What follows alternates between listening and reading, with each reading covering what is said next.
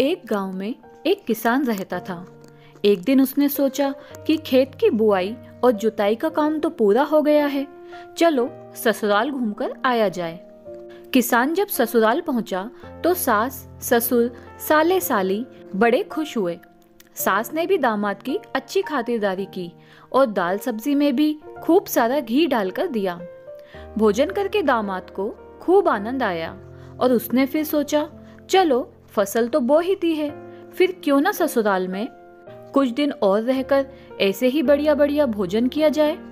फिर जब 2-3 दिन बीत गए और दामाद घर से जाने का नाम ही नहीं ले रहा था, तो सास ने सोचा, ऐसे तो दामाद जी ही सारा घी चट कर जाएंगे और बाकी बच्चों के लिए तो कुछ बचेगा ही नहीं।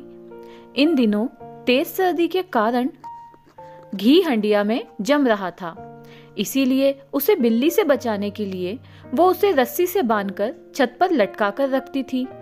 अब उसे एक युक्ति सूझी। जब भी दामाद खाने बैठता, सास उस हंडिया को उसकी थाली के ऊपर उल्टा कर देती और हटा लेती।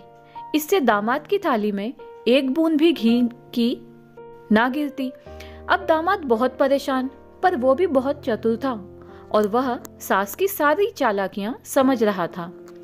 अगले दिन जब उसकी सास खेत में जानवरों के लिए चारा लेने गई, दामाद ने उस घी की हंडिया को चूल्हे पर रखकर गर्म कर दिया और चुपचाप उस हंडिया को वैसे ही ऊपर रस्सी से बांधकर टांग दिया। अब सास इस बात से तो अनजान थी कि सारा घी अब हांडी में पिघला हुआ है। अब जब खाने का समय आया तो सास ने घर में खिचड़ी बनाई। फिर दामाद को खिचड़ी थाली में परोस कर दी और बोली, आइए दामाद जी, खिचड़ी खा लीजिए। दामाद जी आकर बैठ गए और सास ने उन्हें थाली में खिचड़ी परोसी और फिर रोज की तरह उसने हंडिया ऊपर से उतारी और दामाद जी की थाली के ऊपर हंडिया उल्टी कर दी।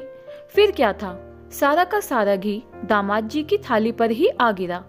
दामाद जी की थाली में सारा का सारा घी गिरने से सास तो अब हड़बड़ा गई और इसी हड़बड़ी में आनन फानन अपने बच्चों को आवाज लगाने लगी, अरे चंगू मंगू झुमरू झुमरी जल्दी आओ, आज तुम्हारे जीजा जी के साथ एक थाली में ही खाना खाते हैं।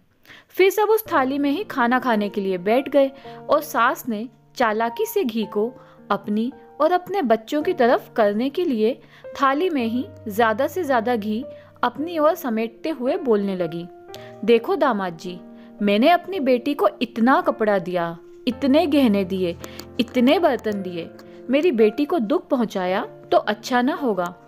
दामाद भी चालाक था और समझ रहा था कि घी की ढेरी बना बना के समझाने के बहाने सास सारा घी अपनी और अपने बच्चों की ओर समेट रही है।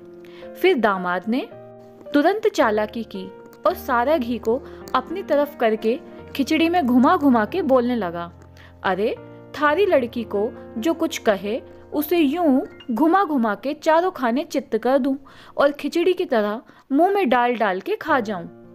इस तरह सारी घी लगी खिचड़ी दामाद अकेला ही चट कर गया और सास और बच्चे देखते के देखते रह गए।